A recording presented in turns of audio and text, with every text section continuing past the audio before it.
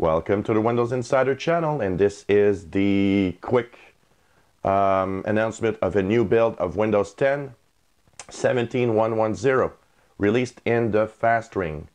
It is now available, so check it out. It was released about an hour and a half ago, a little more. It's also showing us that they're increasing the pace of builds. That means we're getting closer and closer to the official March update, or 1803. So that's going to be interesting to see.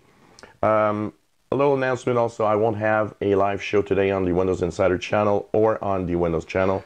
I am stuck at Microsoft duties. I was called in early this morning and had to actually go there, so didn't have time to post anything about it. I'm really sorry for those that enjoy the shows. We'll be back with the regular schedule next week, and enjoy your build for those that are in the fast ring Windows 10.